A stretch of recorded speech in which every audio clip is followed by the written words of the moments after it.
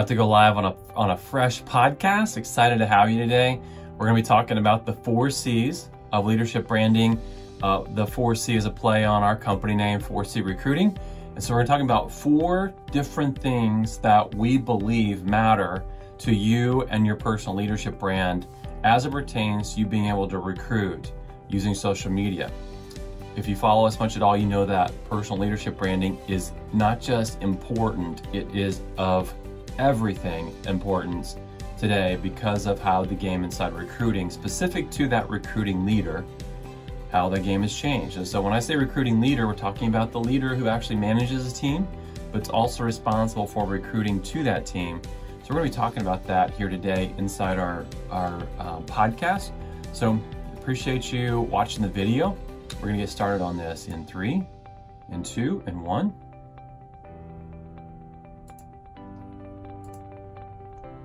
Hey everybody, it's Richard Milligan, your host of Recruiting Conversations. Welcome back. I'm excited to have you listening to the podcast today. We've got something that's fresh. I don't know what the word fresh means, but it sounds cool. So with a preteen and a teen in my house, I get introduced to words all the time. And fresh is one of those words that I've been introduced to. So I guess because I'm in that mid-40 age bracket, I can create my own definition of the word fresh. So it's a fresh podcast. Welcome to a fresh podcast today, ladies and gentlemen. We're going to talk about leadership branding. We bring this topic in from time to time and with good reason. The good reason being that leadership branding is something that's relatively new. Like if we went back 5 years ago and I tried to convince someone that leadership branding was of importance inside their recruiting efforts, most people would not have believed that to have been true. But today, data is really hard to deny because all of the data says that, look, if you are a recruiting leader, that's someone that actually leads a team and then is also responsible for recruiting to that team. If you're a recruiting leader, your leadership brand is everything. Like those who don't have a leadership brand are struggling at a level that they've never struggled to recruit in the past. And what blows me away is that where data says that having a leadership brand is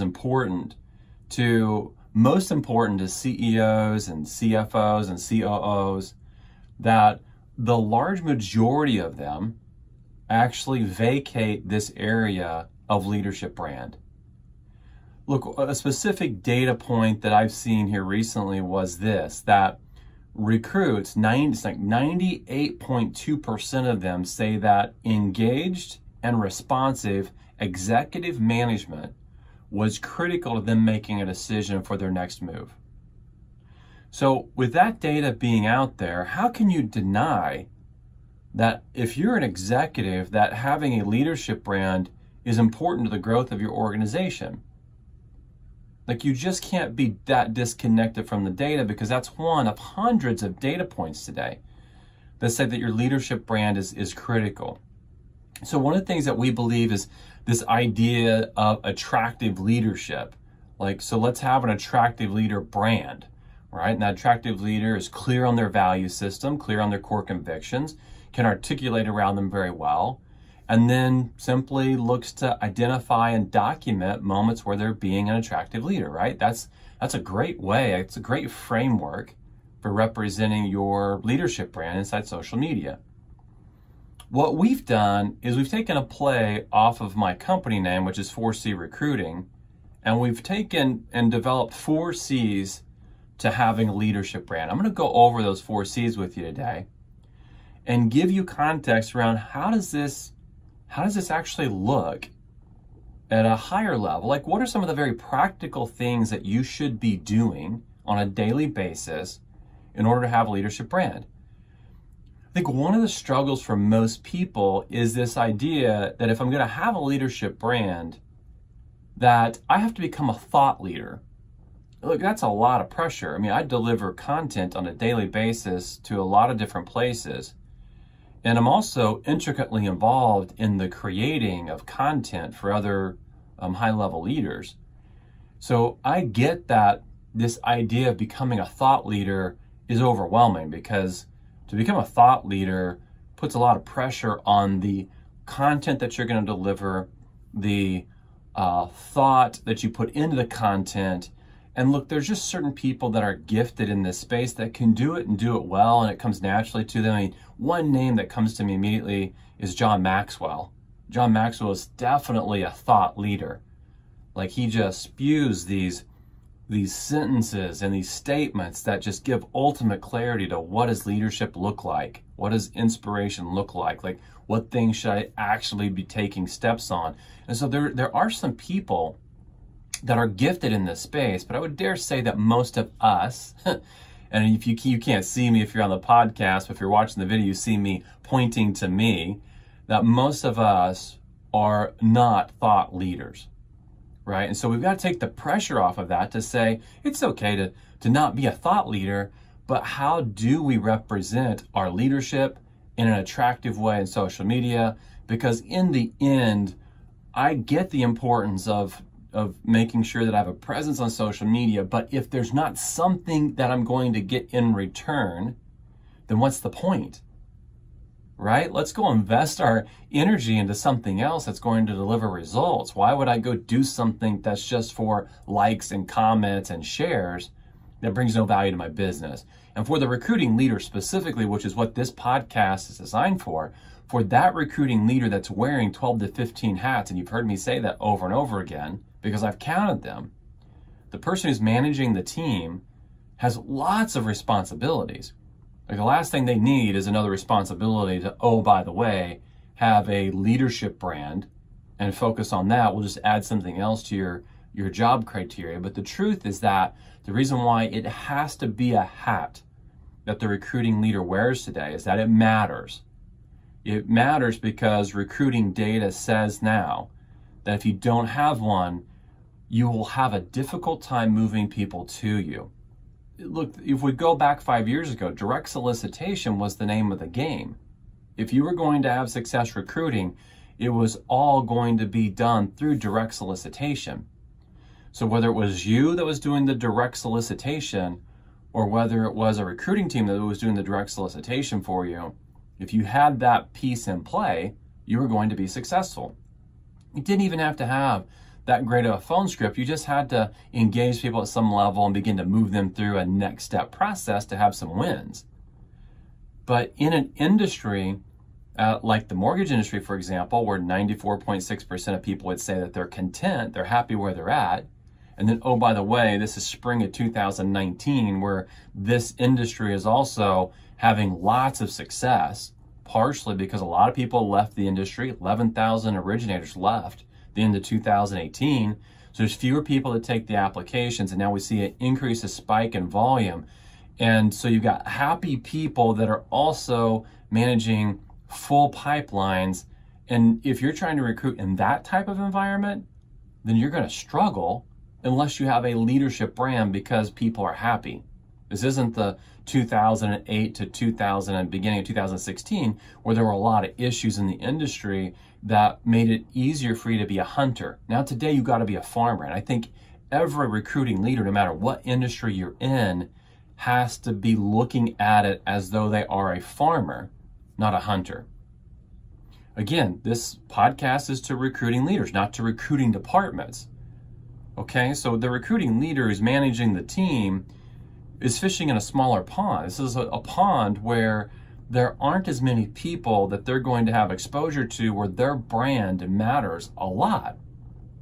Every meeting they have is a meeting that could change the trajectory of the team, that could change the trajectory of their career if they get that top producer in their market. And so having an attractive leader brand is what's important. So let's talk about the practicality of that. Because my larger thesis that I talk about a lot is attractive leadership and the importance of that, and it's how specific that is to the recruiting leader in the market that they're in, that they have that attractive leader brand. But what does it look like from a practical standpoint to take that and apply it to social media? Let's talk about 4 C's, okay? So the first C of this is going to be connection. In social media, how many connections you have matters. And there's several reasons why how many connections you have matters. One is going to be because you need engagement. And the best way to get engagement outside of delivering great content is by having a larger number of connections. LinkedIn data says that the average engagement on the platform is 0.04%. So for every 1,000 connections that you have, you'll get 4 people that will like or comment on something that you have. So you can multiply that out and you can say, hey, the person that has 300 connections versus the person that has 30,000 connections, which one looks more like an influencer if they're delivering equal content? It's the one that has the 30,000 connections, right?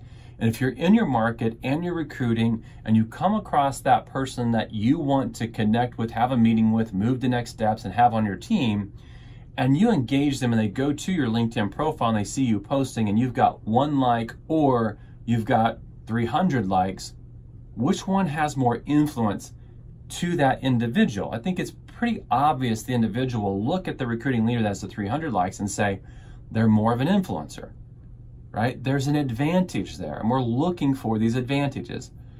So number of connections matters. What does that mean? You're going to have to spend time connecting. Now, the average CEO on LinkedIn has 903 connections. I think that's the number, 903. Okay, so you have to have a lot more than that. Let's just say that. And so that just tells you where we are in the evolution of this idea that leadership branding matters. If the average CEO is less than 1,000, right? There's going to be some evolving in this. And so we're not on the edge of leadership branding, but for a lot of people, there's still a lot of room to grow in the space of leadership branding because few people have actually done a good job of actually representing themselves as an attractive leader. So connections matter.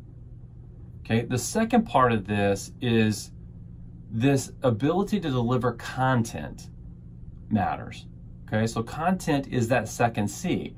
You've got to deliver content daily, and it's got to be consistent. Now, it's not one of my C's, but now we're on a roll. We'll just use another word that's a C word, consistent. And so if you're going to deliver content, it can't be sporadic content. You got to have a plan for how you're going to deliver content daily.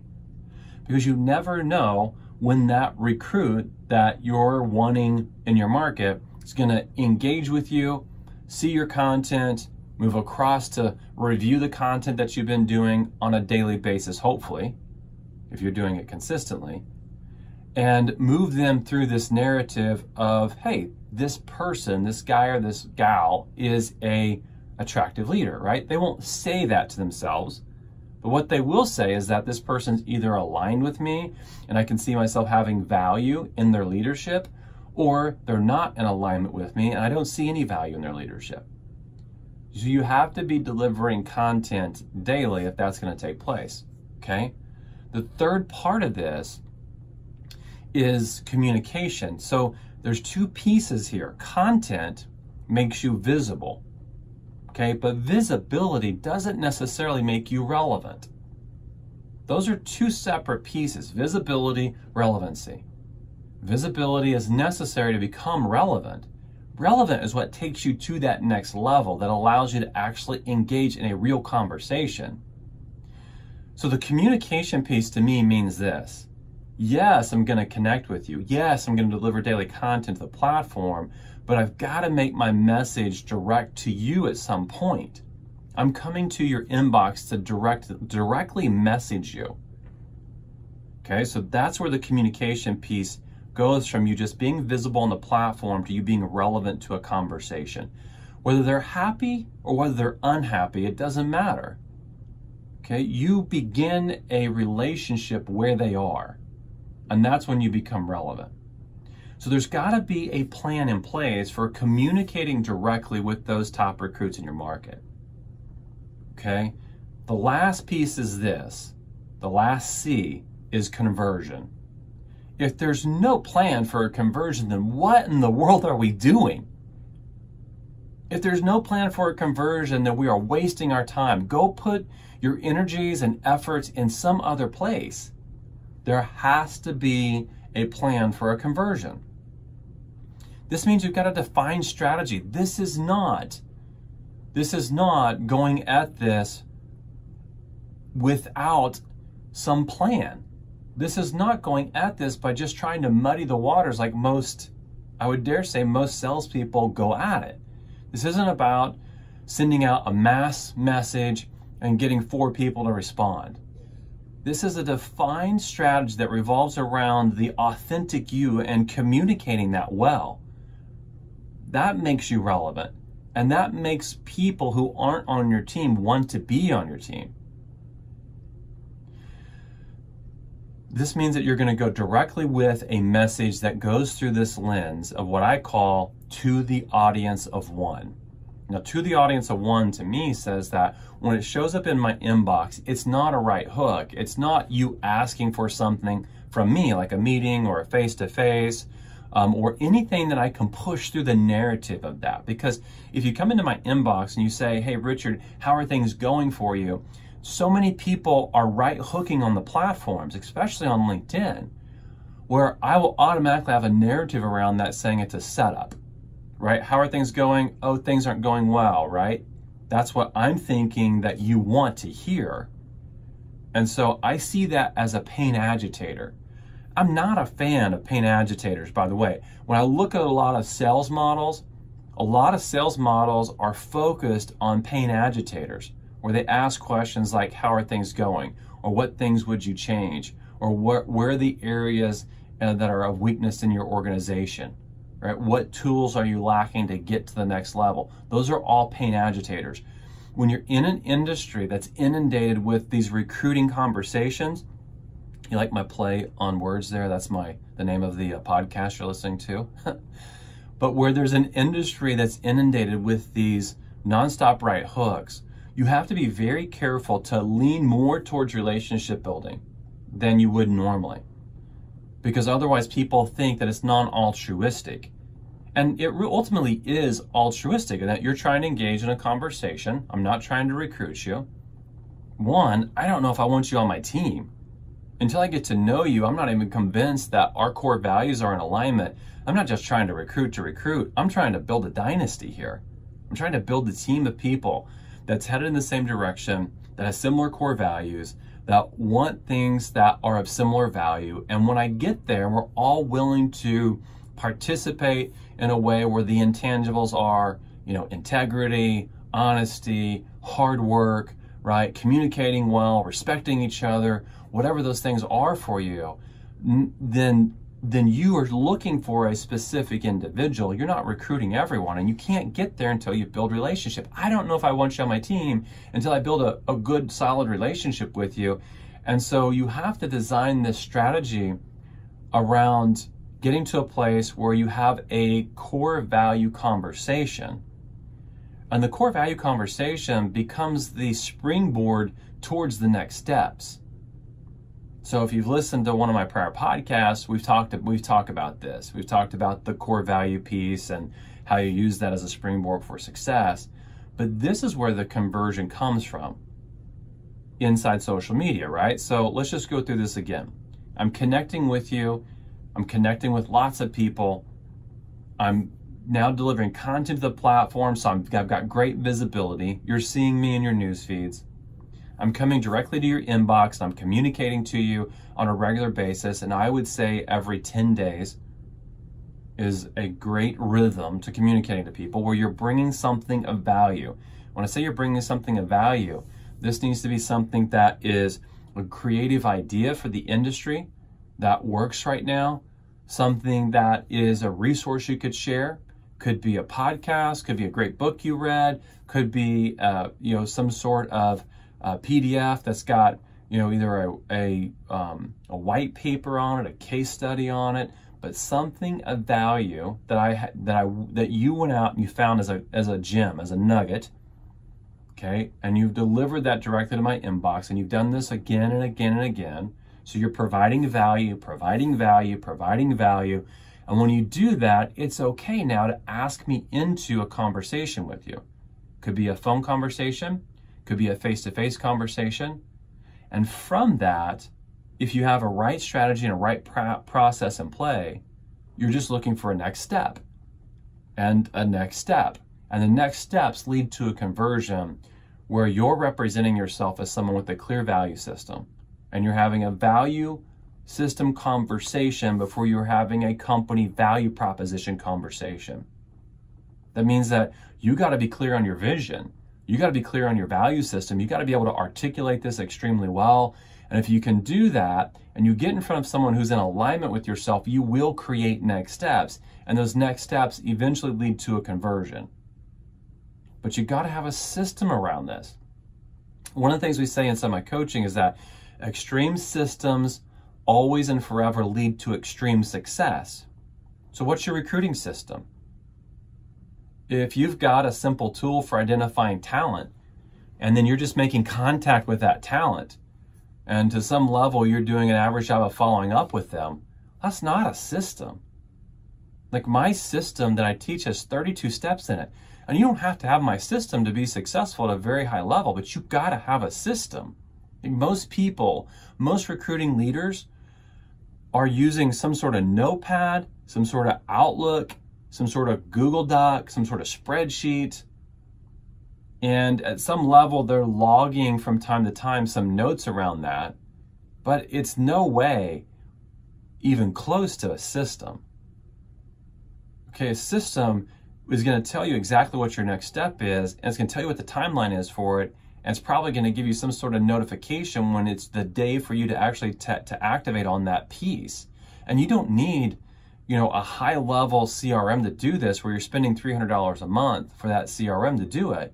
You could use some very basic CRMs that are $15, $20 a month to accomplish everything that I just said. So let's just go back to this and just reframe it all one more time. Here are the 4 C's that you need to lay out in front of yourself and you need to build into a system. How are you going to connect? How are you going to deliver content? How are you going to communicate directly to the individual? And how are you going to make a conversion? That strategy is a strategy that will propel you in your recruiting efforts, and you will win at scale. The reason why we know it is because we take action on those same ideas every single day for the recruiting leaders. It is not enough to just be visible on the platform. If you get to connecting and content, it's not enough to be visible on the platform. Okay? A lot of people take a wrong approach inside this piece of recruiting when it comes to social media. They see that the content they think is the conduit to bringing people in, and it's not. Your news feed, your social media news feed is not an advertisement feed. There's a great quote that resonates with me inside this, in the context of this. We're drowning in noise while starving for wisdom. I'll say that again. We are drowning in noise while starving for wisdom. So if you look at just creating noise inside your news feed by posting something on a daily basis, you won't win. And you will eventually become convinced that social media doesn't work for recruiting. You become relevant when you start to go directly to someone's inbox, and that's what we call communicating. I want to communicate to the audience of one, and then I gotta have a plan for moving you to a next step. So I'll deliver you value, I'll deliver you value, I'll deliver you value, and then I will ask for a 5 to 10 minute phone conversation with you. The context of that conversation is, for me, is I'm not trying to recruit you, I'm trying to build a relationship with you. I'm gonna use that 5 to 10 minutes to get to know you better, and I will use some energy from that meeting to get into a face-to-face. And again, in the face-to-face, I'm not trying to recruit you, I'm trying to build a relationship with you.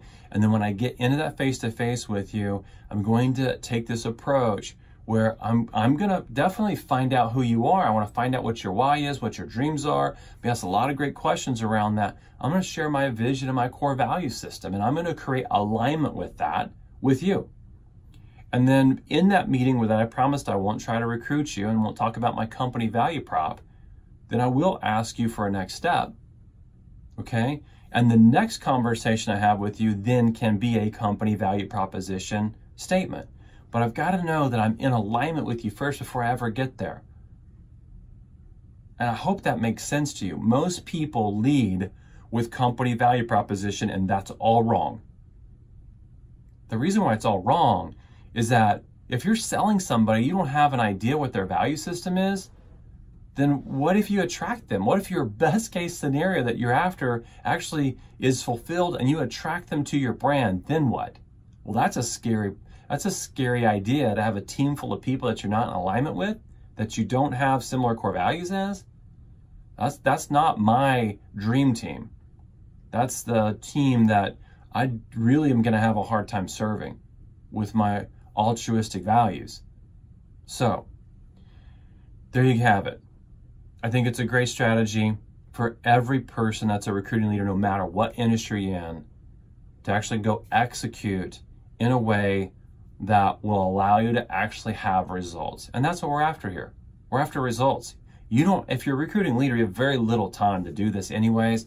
So let's just have a defined plan that delivers results, because I don't have the time, if I'm wearing 12 to 15 hats every single day, to try and fail forward in this model. Plus, you don't have time. You don't have time. You need to build the team now. Most people are looking to add people now.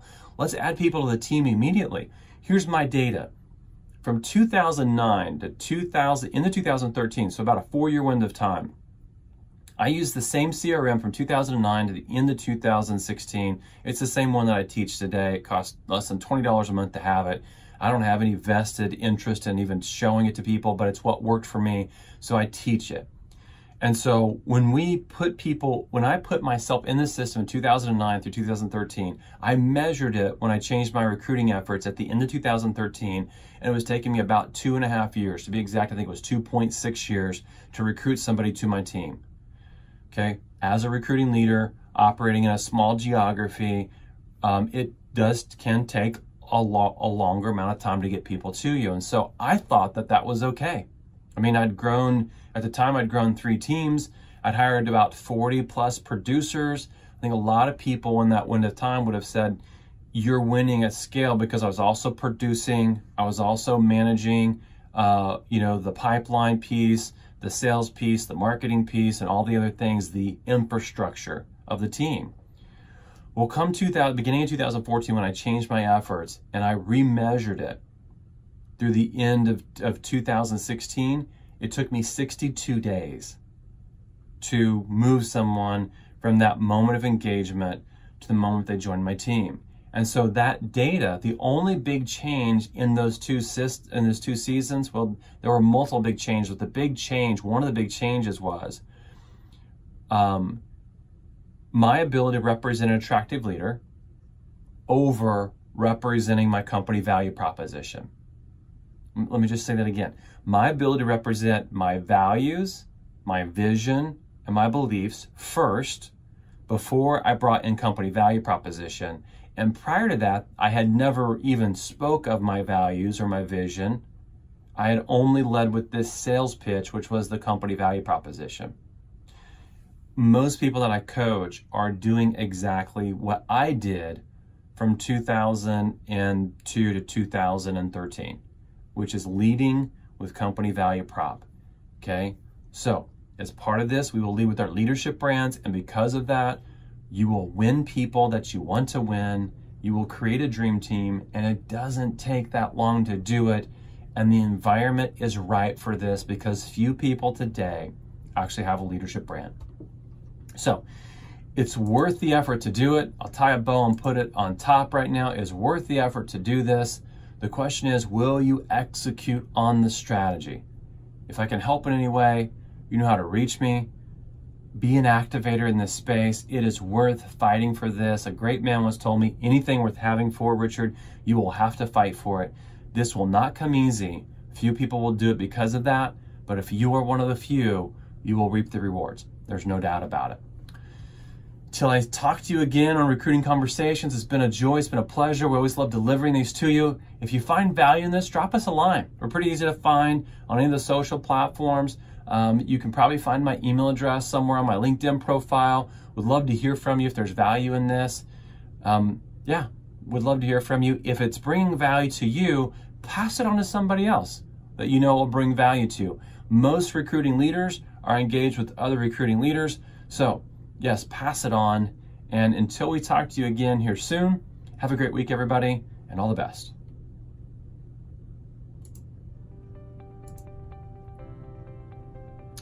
There you have it. 30 minutes later, you have another recruiting conversations. So hope there's some value in that for you. I know it's exactly the methodology that we implement here when we're managing for people is around those 4 pieces and around the context of attractive leadership at the heart of it. That's really the bullseye. And then we wrap the, connecting, content, communicating, and conversion around the attractive leader piece. We always want to represent, and you're always going to want to represent in alignment with that, the attractive leader model. Okay?